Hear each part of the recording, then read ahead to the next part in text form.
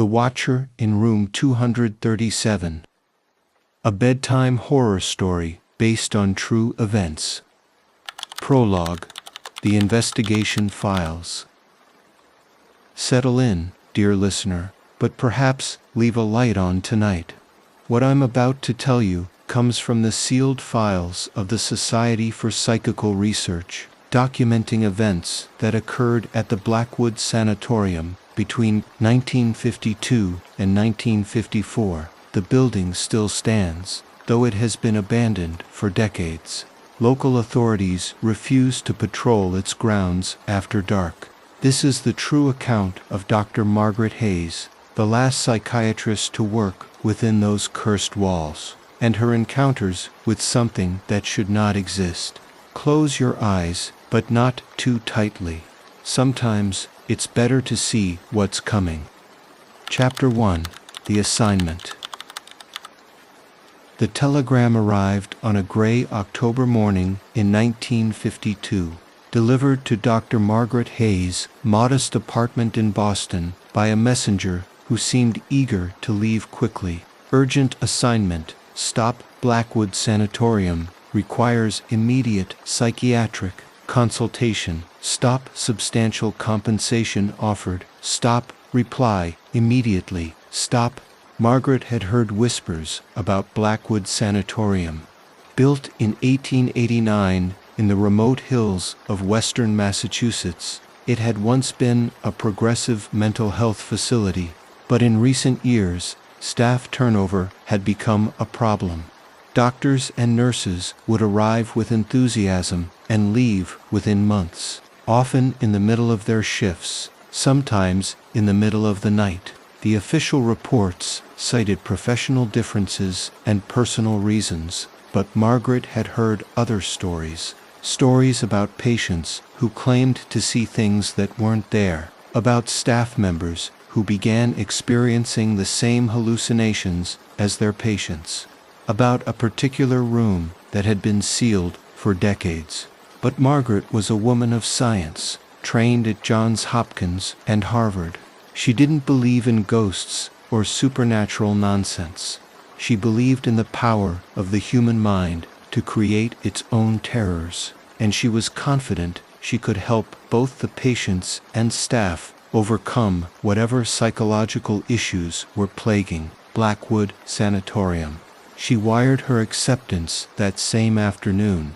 Dr. Edmund Cray, the sanatorium's director, met her at the train station in the small town of Millbrook Falls. He was a thin, nervous man with prematurely white hair and fingers that constantly fidgeted with his pocket watch. Dr. Hayes, I cannot express how grateful we are for your acceptance, he said, his voice carrying an odd tremor. I trust your journey was comfortable.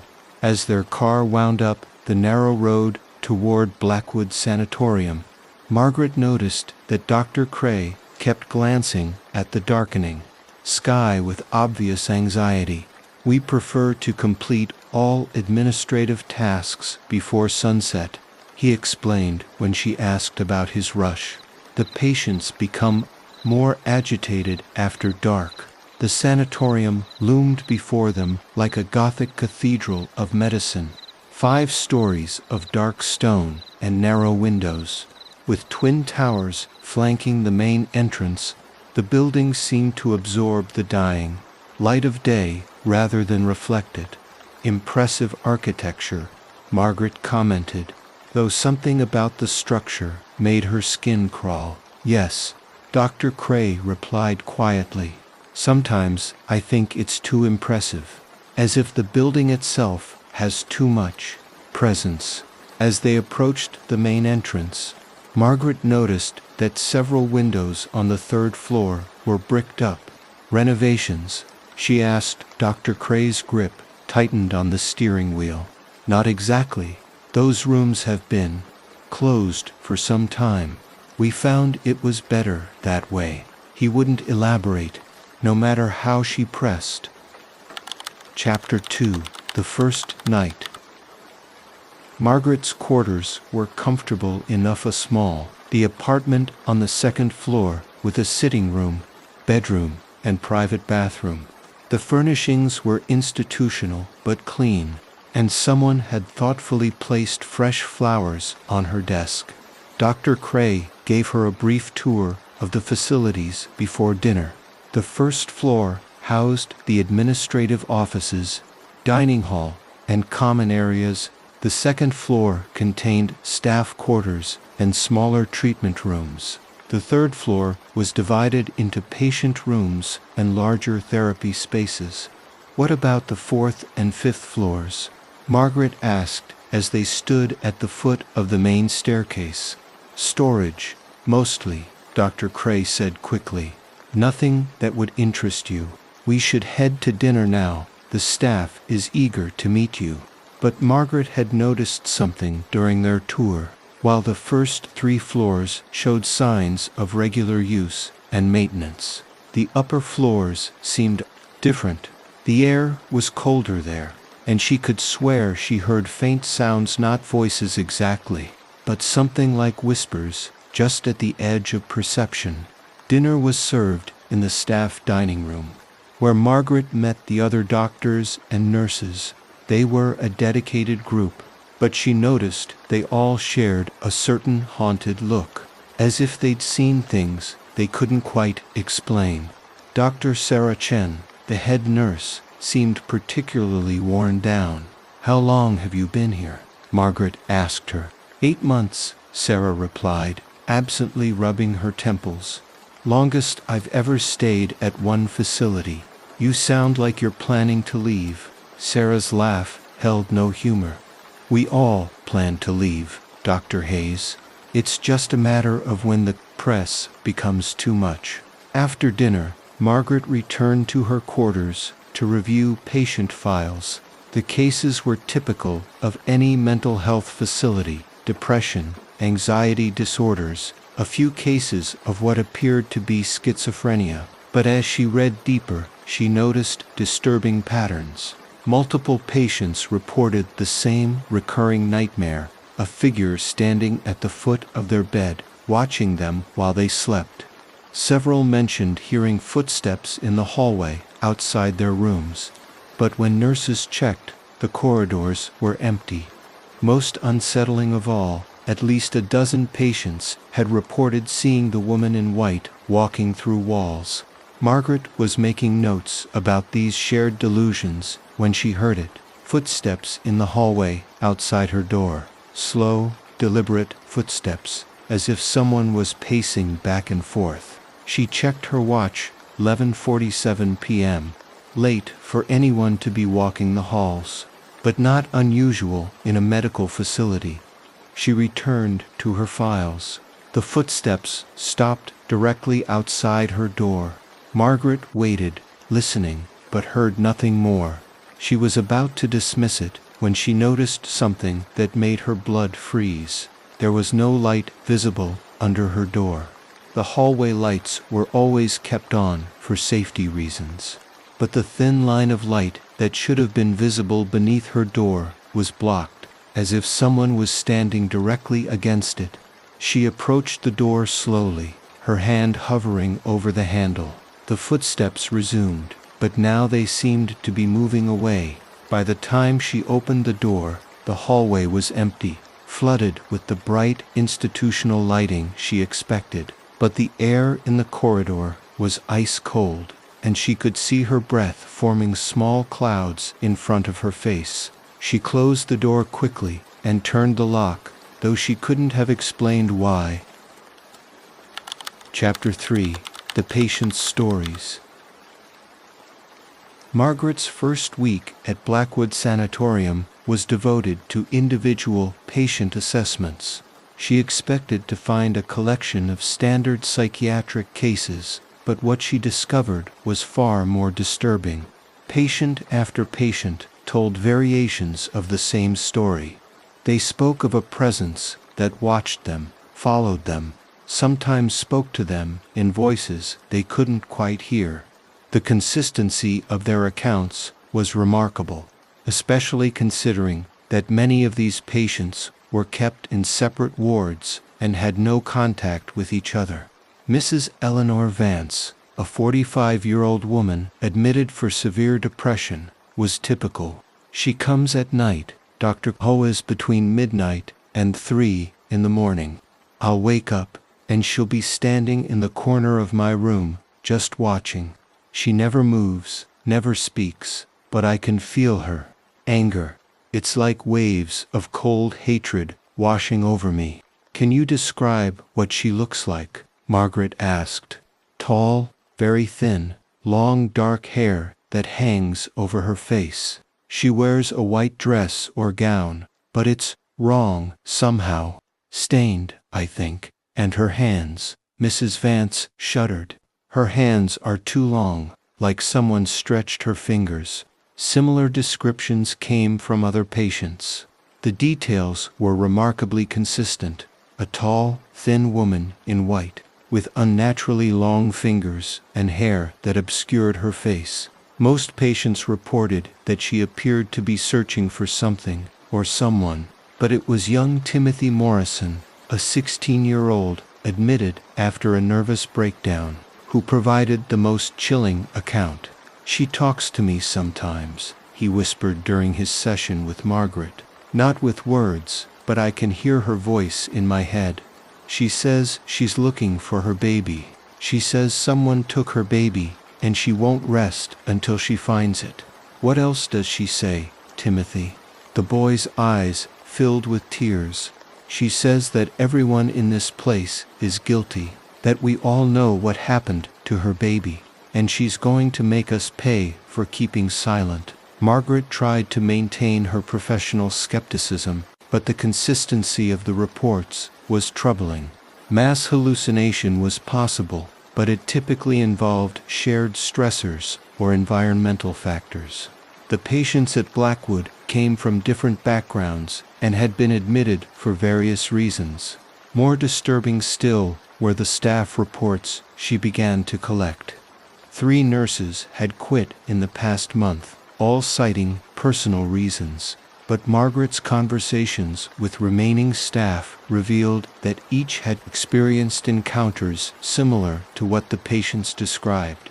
I don't believe in ghosts, Dr. Hayes, said James Morrison, one of the night orderlies, but I've seen her 3 times now, walking the halls during my rounds, always on the 3rd floor, near the sealed rooms. She doesn't seem to notice me, just walks back and forth like she's looking for something. What makes you think it's not just another patient wandering the halls? James looked uncomfortable because she walked through a wall, Dr. Burt, like it wasn't there. Chapter 4. The Sealed Room. Margaret's curiosity about the 3rd floor sealed rooms finally overcame her professional restraint. On her 10th night at Blackwood, after the last patients had been settled, she made her way to the 3rd floor with a maintenance key she had borrowed under false pretenses. The hallway was colder than the rest of the building, despite being on the same heating system. Her breath formed visible clouds as she walked past the sealed doorways. Most had been bricked over completely, but one room, 237, had only been boarded up with wooden planks. Through gaps between the boards, she could see into the room. It had been stripped of furniture and medical equipment, but something about the empty space filled her with inexplicable dread. The moonlight streaming through the barred window created twisted shadows on the walls, and the air seemed to move with a life of its own. As she peered into the room, Margaret heard something that made her heart race, the sound of crying. Not the harsh sobs of adult grief, but the thin, desperate wailing of an infant. The sound was coming from inside room 237. Margaret fumbled with the maintenance key, her hands shaking as she tried to find a way to remove the wooden boards. The crying grew louder, more urgent, and she could swear she heard another sound underneath it, the whispered cooing of a mother trying to comfort her child. But as she finally managed to pry loose one of the boards, the sounds stopped abruptly. The room fell silent, and the temperature dropped so suddenly that frost began forming on the walls. Margaret peered through the gap she had created and immediately wished she hadn't. There, in the center of the empty room, stood the figure the patients had described. A tall, thin woman in a stained white dress, her long dark hair hanging over her face like a shroud. But what made Margaret's blood freeze was what the woman was holding, the phantom outline of an infant, cradled in arms that moved as if rocking a real baby. The woman's head turned slowly toward the window, as if sensing Margaret's presence. Though her face was hidden, Margaret could feel the weight of her gaze, could sense the bottomless grief and rage that emanated from the figure. Then the woman's mouth opened, and she began to speak in a voice like winter wind through dead leaves. "Where is my baby? Who took my baby? I will find who took my baby." Margaret stumbled backward, dropping the maintenance key. The sound echoed through the hallway like a gunshot, and suddenly the entire third floor was filled with the sound of doors slamming, footsteps running, and voices calling out in languages she didn't recognize. She ran for the stairs, not looking back, but she could feel something following her. The temperature around her dropped with each step, and her shadow on the wall seemed to stretch and writhe independently of her movement. She didn't stop running until she reached her room, where she locked the door and shoved a chair under the handle for good measure. But even in her locked room, she could hear it, the faint sound of crying drifting down from the floor above. Chapter 5: The Historical Record. The next morning, Margaret drove to the town library in Millbrook Falls, determined to research the history of Blackwood Sanatorium. The librarian, an elderly woman named Mrs. Fletcher, seemed nervous when Margaret explained what she was looking for. "You're working up at Blackwood?" Mrs. Fletcher asked, her voice dropping to a whisper. "My dear, you should be very careful up there. That place has a dark history." The records Mrs. Fletcher provided painted a disturbing picture. Blackwood Sanatorium had been built on the site of a former maternity hospital, which had burned down in 1887 under mysterious circumstances. 23 people had died in that fire, including several new mothers and their infants. But it was a newspaper article from 1888 that made Margaret's skin crawl. Tragedy at Millbrook Maternity Hospital. Investigation into the fire that destroyed the Millbrook Maternity Hospital has revealed disturbing evidence of criminal negligence. Witnesses report that several newborn infants were removed from the hospital hours before the fire began, allegedly taken to safe locations by hospital staff. However, no record of these transfers exists, and none of the missing infants have been found. Hospital director Dr. Marcus Blackwood was found dead in his office, apparently from smoke inhalation, clutching a letter that has been withheld from public release by authorities. Margaret found additional articles detailing the investigation. Dr. Blackwood, it seemed, had been running an illegal adoption ring, selling newborn babies to wealthy families and telling the mothers that their children had died during birth. The fire had been set deliberately to destroy evidence of his crimes, but several babies had been unaccounted for when the smoke cleared. Most chilling of all was a final article from 1889.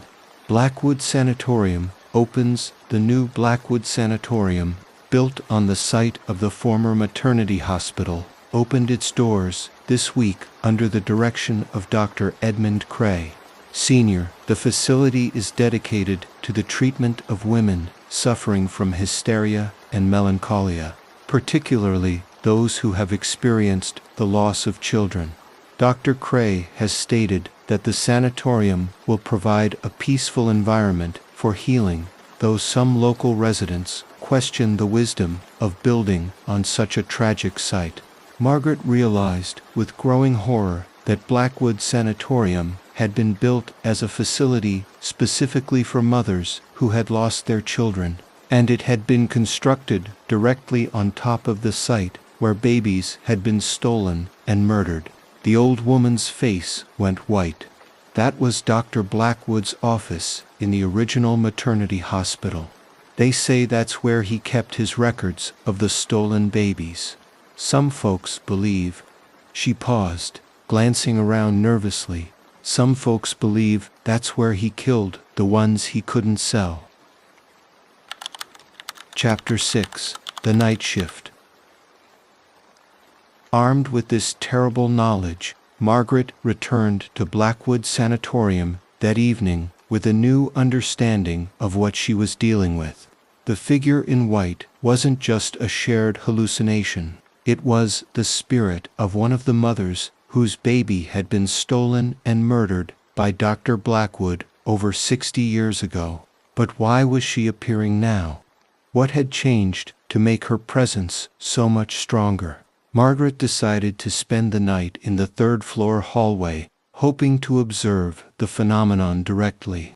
She told Dr. Cray that she was conducting a sleep study, which wasn't entirely false. At 11:30 p.m., she positioned herself in a chair at the end of the third-floor corridor, armed with a notepad, camera, and recording equipment. The hallway was illuminated by a single bulb at each end, creating pools of light separated by stretches of shadow. For the first hour, nothing happened. Margaret made careful notes about temperature fluctuations and ambient sounds, maintaining her scientific objectivity. But at 12:43 a.m., the temperature began to drop noticeably. At 1:15 a.m., she heard the first footsteps. They were soft at first, like bare feet on cold linoleum. The sound came from the direction of room 237, and Margaret could see a faint, pale glow emanating from beneath the boarded-up door. The footsteps grew louder and more distinct as something approached down the hallway.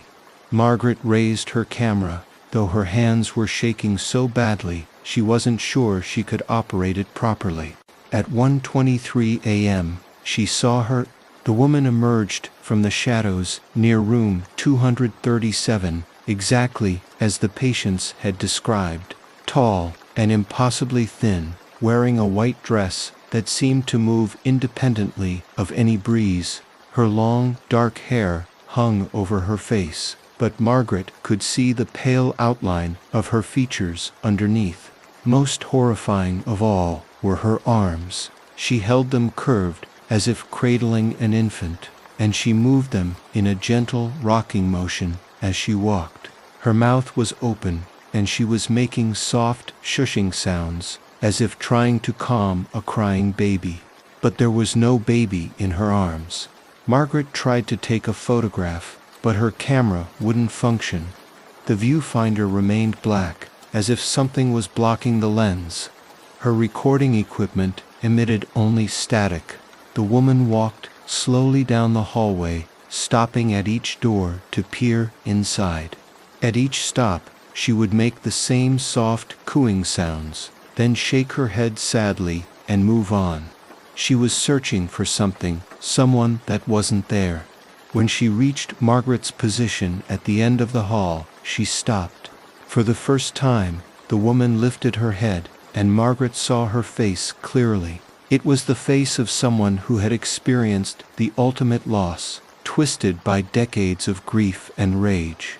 Her eyes were black holes in pale, gaunt features, and her mouth was stretched in an expression of infinite sorrow. But when those terrible eyes fixed on Margaret, the expression changed to one of desperate hope. The woman reached out with arms that were far too long, her fingers stretching like pale spiders. Her mouth opened, and she spoke in a voice like wind through a graveyard. "Have you seen my baby? Please, have you seen my baby? They took my baby, and I can't find him anywhere." Margaret tried to speak, but no sound would come. The woman moved closer, and Margaret could smell the scent of old flowers and damp earth, of things long buried. "You work here," the woman continued, her voice becoming more agitated. "You must know where they put my baby. Dr. Blackwood promised he would be safe, but I can't find him. I've been looking for so long." Margaret finally found her voice. What was your baby's name?" The woman's expression softened slightly. "Thomas. His name was Thomas. He was so beautiful, so perfect. They said he died, but I know they lied. I know they took him somewhere. I just need to find him, to hold him again." "When did this happen?" Margaret whispered. "Yesterday." "No, that's not right. Time moves strangely here. It was when the leaves were falling. October." "But which October?" "They all blend together." Margaret realized she was speaking with someone who had been dead for over 60 years. Someone whose grip on time and reality had been shattered by unspeakable loss. "I'll help you," Margaret said, surprising herself. "I'll help you find out what happened to Thomas." The woman's face transformed with gratitude and relief. For a moment, she almost looked human again. "You will. You promise you'll help me find my baby." "I promise."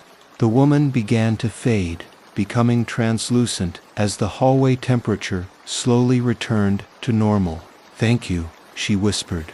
"I'll be waiting in room 237. When you find him, when you find my Thomas, come and tell me. Promise you'll come and tell me." "I promise," Margaret said again. The woman smiled a heartbreaking expression of hope and love and vanished completely. Margaret sat alone in the hallway until dawn, knowing that her life had just taken a turn from which there would be no return. Chapter 7. The Search. Margaret spent the next 3 days in a frenzy of research. She combed through hospital records, newspaper archives, and cemetery logs. She contacted genealogical societies and hired a private investigator in Boston to help trace adoption records from the 1880s.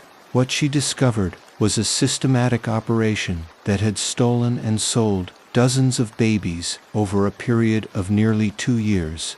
Dr. Blackwood had convinced desperate mothers that their infants had died during birth, while secretly arranging adoptions with wealthy families who asked no questions about the children's origins. But some of the babies had been too sick or weak to attract buyers. According to coded entries in Dr. Blackwood's private journals, which Margaret found in the Town Historical Society, these infants had been disposed of in various ways.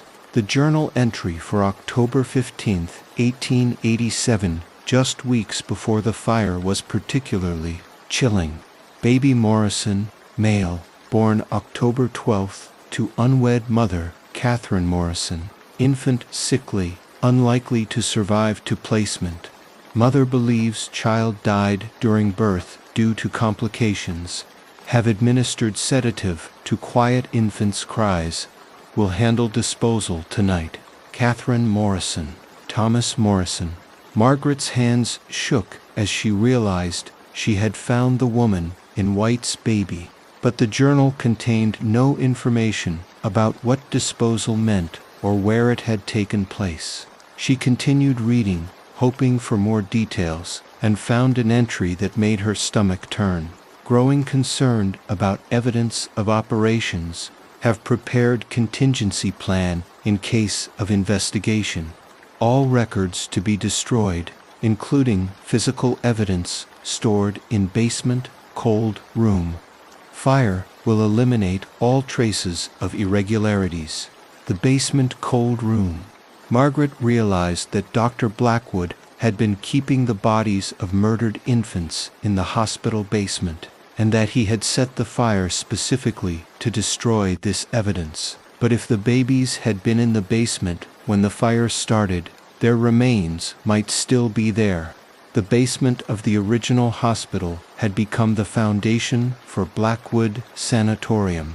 Margaret knew what she had to do. Chapter 8: The Basement.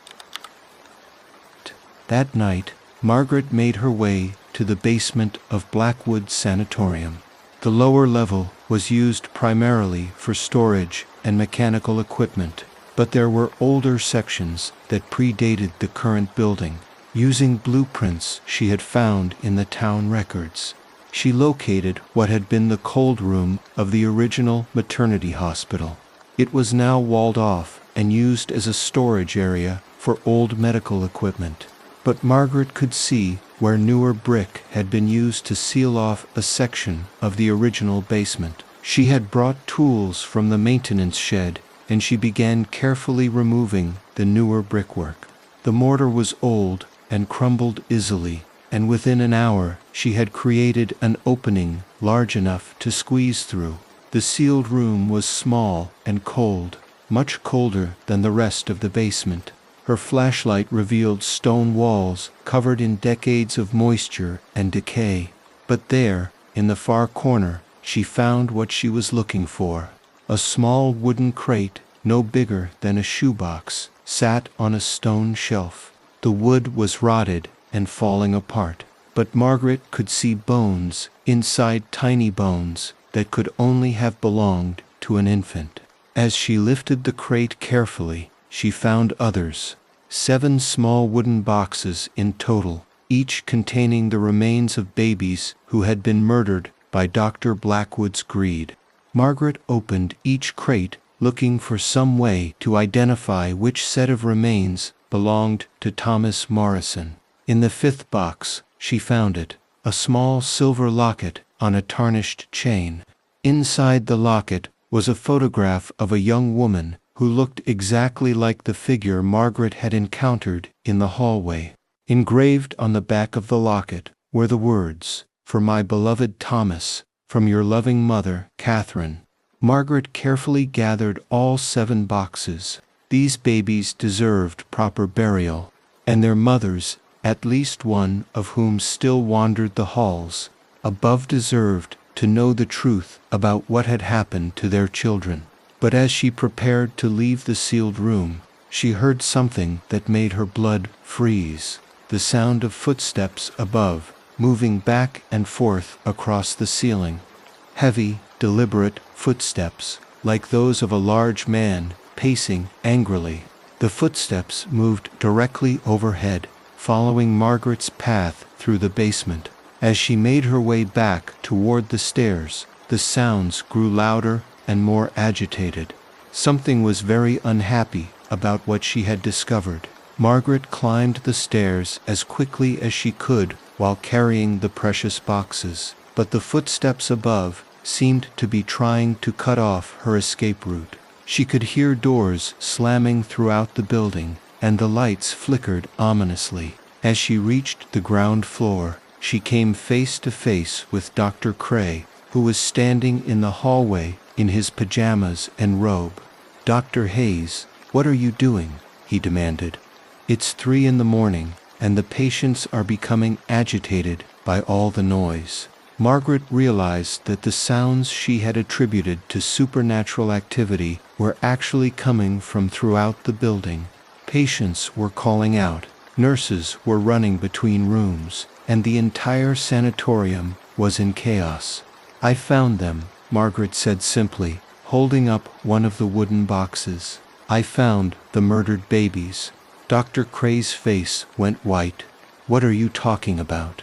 What babies?"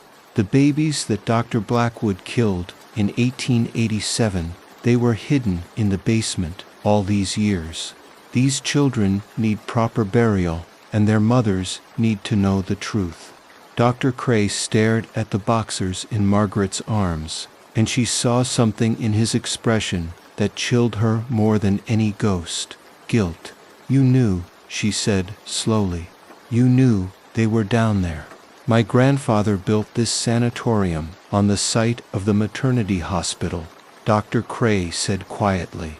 The family has always known about the irregularities in Dr. Blackwood's operations. But we thought it was better to let sleeping dogs lie. These aren't sleeping dogs, Margaret said angrily. These are murdered children, and at least one of their mothers has been trapped here for decades, searching for her baby. As if summoned by Margaret's words, the temperature in the hallway plummeted. Both doctors could see their breath in the suddenly frigid air, and a pale, luminous figure began to materialize at the far end of the corridor. Catherine Morrison walked toward them with her arms still curved as if holding an infant, but her expression was different now. The desperate hope Margaret had seen before was replaced by something far more dangerous, the fury of a mother who had finally learned the truth about her child's fate. Chapter 9. The Reckoning. Catherine Morrison's spirit was no longer the sad, searching figure Margaret had encountered before. The knowledge that her baby's remains had been hidden in the basement for over 60 years had transformed her grief into pure rage. As she approached Margaret and Dr. Cray, other figures began to materialize in the hallway. 6 more women, each holding the phantom outline of an infant, each wearing the same expression of terrible fury. The mothers of the murdered babies had come to claim their children. "You knew," Catherine said, her voice now carrying the force of a winter storm. "All these years, you knew where our babies were, and you left them in that cold, dark place." Dr. Cray backed against the wall, his face a mask of terror. "It wasn't me," he stammered. "It was my grandfather's decision. I just maintained the status quo." "Liar," hissed another spirit, a young woman with red hair who clutched at the air where her baby should have been. "You could have given them proper burial at any time. You chose to let them rot in the basement while we searched and grieved and went mad with loss." The temperature continued to drop, and frost began forming on the walls. The building itself seemed to groan under the weight of accumulated suffering and rage. Margaret stepped forward, still holding the boxes of infant remains. "Catherine, I found him. I found Thomas." The spirit turned toward Margaret, and her expression softened slightly. "My baby. You found my baby." "Yes, he's here, and so are the others. I'm going to make sure they all receive proper burial. I'm going to make sure everyone knows what happened to them." Catherine reached out with those impossibly long arms, not to threaten, but to gently touch the box containing her son's remains. Where her spectral fingers made contact with the wood, a warm golden light began to glow. "My sweet Thomas," she whispered. "I'm so sorry it took me so long to find you." One by one, the other mothers approached and touched the boxes containing their children. As they did, the same golden light spread throughout the hallway, driving back the cold and darkness. But their attention turned back to Dr. Cray, and the light took on a more sinister quality. "What about him?" Catherine asked. "What about the man who knew where our babies were and did nothing?" The spirits began to move toward Dr. Cray, their forms becoming more solid and menacing. He cowered against the wall, pleading for mercy. "Please," he begged. "I was just trying to protect the sanatorium's reputation. If people knew about the murders, we would have been shut down. The patients needed us. Our babies needed us too," Catherine replied coldly, "but that didn't stop your family from keeping the truth buried." Margaret saw what was about to happen and made a desperate decision. "Wait," she called out. "Don't do this. Don't let his crimes turn you into something you're not." The spirits paused, their attention turning to Margaret. "Your mothers," she continued. "You've suffered more than anyone should have to suffer, but don't let that suffering corrupt you. Let justice be served, but let it be real justice, not revenge." Catherine considered this for a long moment. "What do you propose?" "Help me expose the truth. Help me make sure everyone knows what happened here. Let the world see what kind of evil was committed and what kind of cowardice allowed it to continue. That will be justice for your children." The spirits conferred among themselves in whispers that sounded like wind through autumn leaves. Finally, Catherine nodded. "Very well, but he must help. He must tell the truth about what his family knew and when they knew it." Dr. Cray, faced with the alternative of supernatural vengeance, agreed to cooperate fully with Margaret's investigation. Chapter 10. The Truth Revealed. Margaret's expose of the Blackwood Sanatorium murders became front-page news across New England. Working with the spirits of the murdered babies' mothers, she uncovered evidence of the systematic theft and murder of infants, the subsequent cover-up, and the decades of silence that followed. Dr. Cray's testimony revealed that 3 generations of his family had known about the bodies in the basement, but had chosen to keep the secret to protect their professional reputations. The scandal destroyed the sanatorium and led to criminal charges being filed against Dr. Cray and his surviving relatives. More importantly, it led to proper burial for the 7 murdered infants. The funeral service was held on a crisp November morning at Millbrook Falls Cemetery. Margaret had arranged for individual headstones for each baby, engraved with their names and dates. For Thomas Morrison, she had added a special inscription, "Beloved son of Catherine, never forgotten."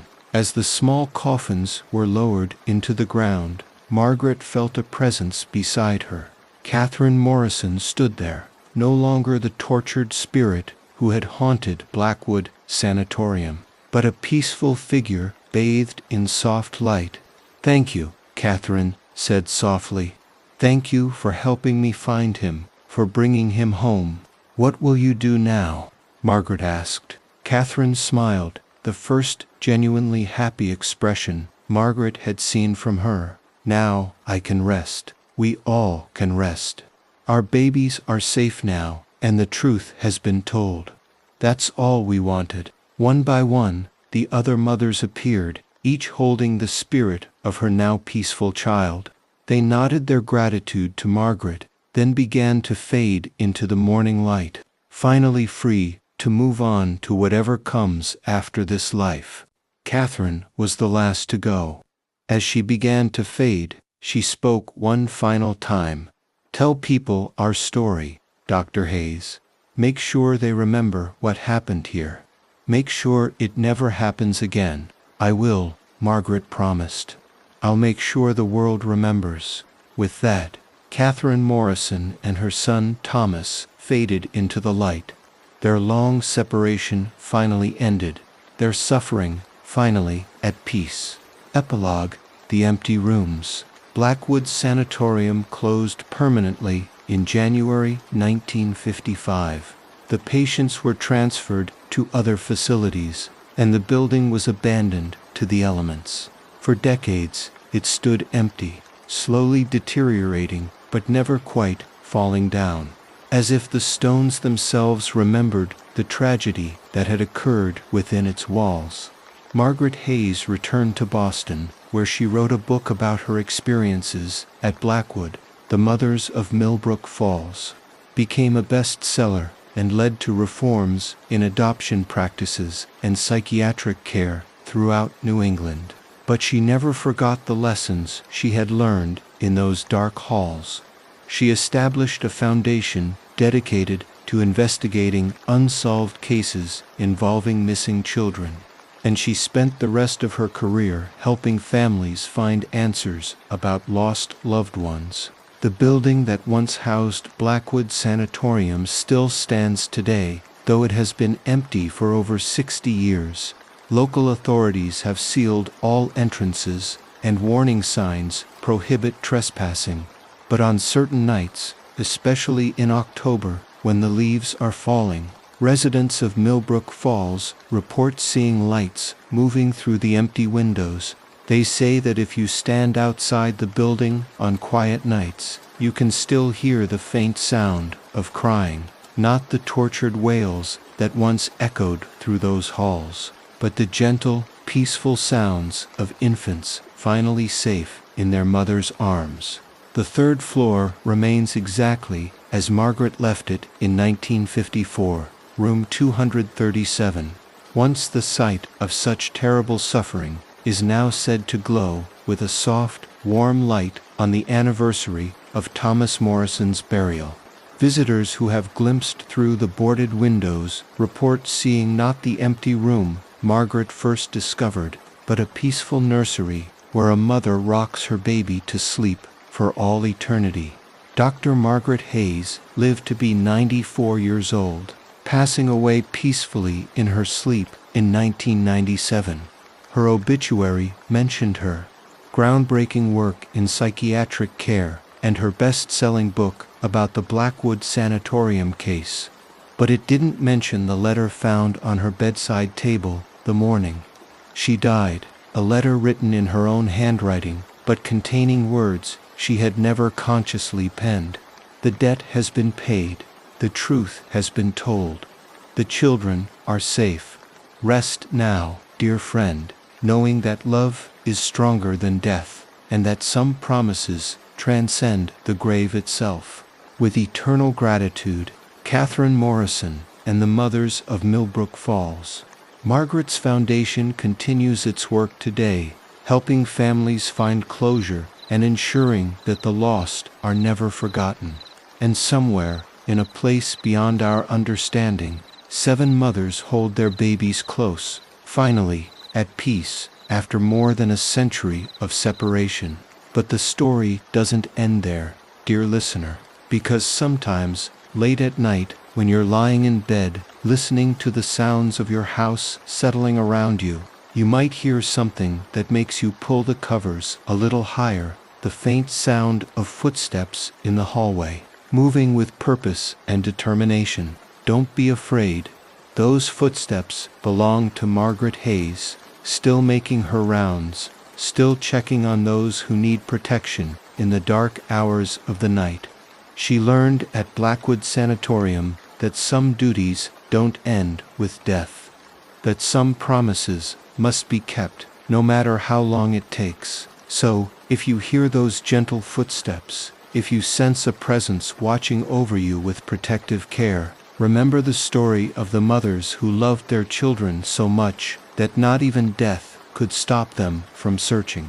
Remember that love is the strongest force in any world, living or dead. And if you're ever tempted to hide the truth because it's easier than facing consequences, remember the price of silence. Remember 7 babies who lay in darkness for 65 years while their mothers wandered in torment. And remember the woman who chose to speak for those who could no longer speak for themselves. Sleep well tonight, knowing that somewhere in the darkness, watchful spirits stand guard over the innocent, and that justice, however delayed, will always find its way to the light. But perhaps, you might want to leave a light on, just a small one, because some truths are too important to be lost in darkness, and some promises are too sacred to be forgotten in sleep. Sweet dreams. The end.